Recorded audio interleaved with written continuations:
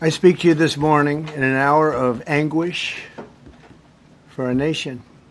Just before 9 p.m. last night, an American Airlines regional jet carrying 60 passengers and 4 crew collided with an Army Black Hawk helicopter carrying 3 military service members over the Potomac River in Washington, D.C., while on final approach to Reagan National Airport.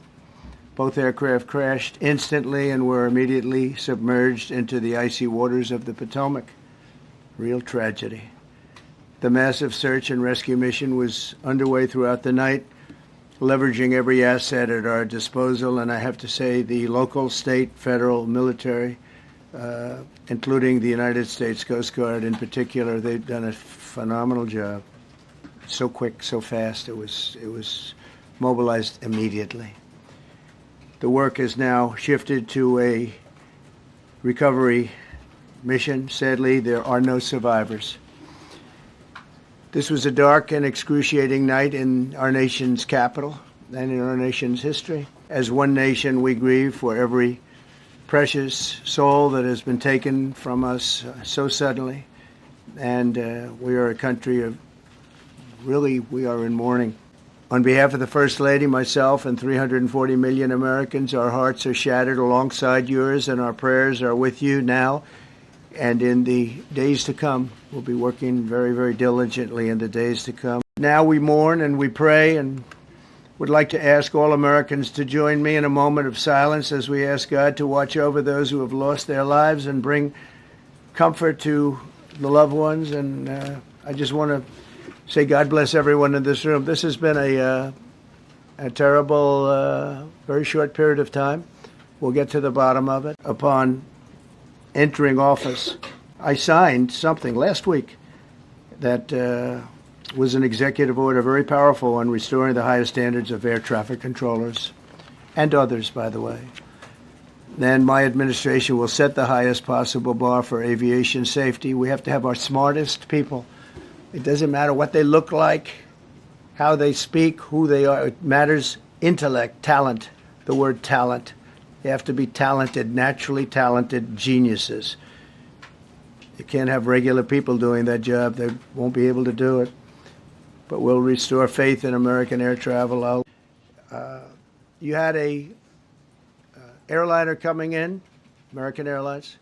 He was doing everything right. He was on track. He was the same track as everybody else. They came in. It's probably the same track as they've had for 25 years or more. He's coming in the path. And for some reason, he had a helicopter that was at the same height, obviously when they hit, but pretty much the same height, and going at an angle that was unbelievably bad. When the air traffic controller said, "Do you see?" He was talking about, "Do you see him?" But there was very little time left when that was stated. And then also he said, "Follow him in." And then almost immediately after that, seconds after that, there was the crash that took place. Well, you follow him in, that means like everything's fine. Follow him in. You had a pilot problem from the standpoint of the helicopter. I mean, because it was visual. It was a very clear night. It was cold but clear, and clear as you could be. The American Airlines plane had lights blazing. They had all of their landing lights on. I could see it from the Kennedy Center tape. We had a tape up on the Kennedy Center, so we'll probably see many other shots of it before too much time goes by. But we had a situation where you had a helicopter that had the ability to stop. I have helicopters. You can stop a helicopter very quickly. It had the ability to go up or down. It had the ability to turn. And the turn it made was not the correct turn, obviously. It did somewhat the opposite of what it was told. We don't know that that would have been the difference because the timing was so tight. It was so little. There was so little time to think. But what you did have is you had vision. The helicopter had vision of the plane because you had vision of it all the way, perfect vision of it all the way from at Kennedy Center where the tape was taken. And for some reason, there weren't adjustments made. Again, you could have slowed down the helicopter substantially. You could have stopped the helicopter. You could have gone up. You could have gone down. You could have gone straight up, straight down. You could have turned. You could have done a million different maneuvers. For some reason, it just kept going and then made a slight turn at the very end, and by that time it was too late. They shouldn't have been at the same height, because if it was at the same height, you could have gone under it or over it, and nobody realized, or they didn't say that it's at the same height, but it was exactly at the same height, and somebody should have been able to point that out. So all of this is going to be studied, but it just seems to me, from a couple of words that I like to use, the words common sense, some really bad things happened, and some things happened that shouldn't have happened. And I don't imagine, I know I've heard today that they might have been following the preceding plane, which was pretty close, but not that close, the preceding plane. But you wouldn't have even been able to see that because of the direction that the helicopter was coming in at. So you had a confluence of bad decisions that were made, and you have people that lost their lives, violently lost their lives. We commit to them that we are going to get to the bottom of this investigation, not in 3 years, not in 4 years, but as quickly as possible, with the NTSB, who is here today, as well as the FAA. What happened yesterday shouldn't have happened. It should not have happened. And when Americans take off in airplanes, they should expect to land at their destination. That didn't happen yesterday. That's not acceptable. And so we will not accept excuses. We will not accept passing the buck.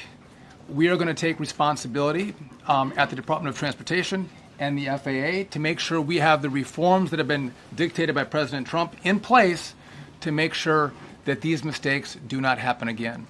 And again, I want to thank you for your leadership, Mr. President, and I appreciate the confidence you placed in me. Thank you. Something the president said that I think bears re-emphasizing, which is that when you don't have the best standards in who you're hiring, it means on the one hand you're not getting the best people in government, but on the other hand it puts stresses on the people who are already there. We want to hire the best people because we want the best people at air traffic control, and we want to make sure we have enough people at air traffic control who are actually competent to do the job.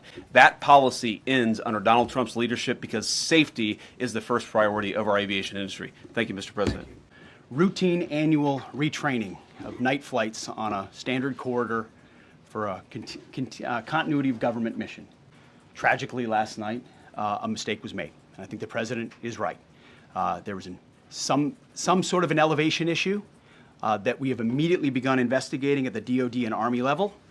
Army CID is on the ground investigating. Top-tier aviation assets inside the DoD are investigating, sir, to get to the bottom of it so that it does not happen again, because it's absolutely unacceptable.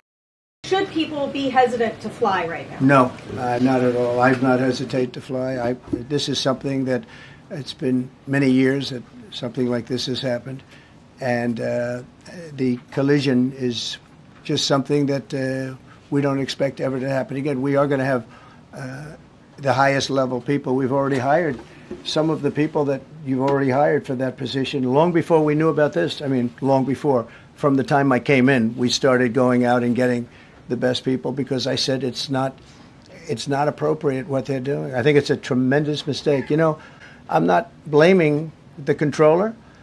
I'm saying there are things that you could question, like the height of the helicopter, the height of the plane being at the same level and going in opposite directions. It's not a positive. But no, we're already hiring people. No, flying is very safe. We have the safest flying anywhere in the world, and we'll keep it that way. And you are blaming Democrats and DEI policies and air traffic control and seemingly the member of the U.S. military who was flying that Black Hawk helicopter. Don't you think you're getting ahead of the investigation right now? No, I don't think so at all. I don't think, but I think that's not a very smart question. I'm surprised coming from you.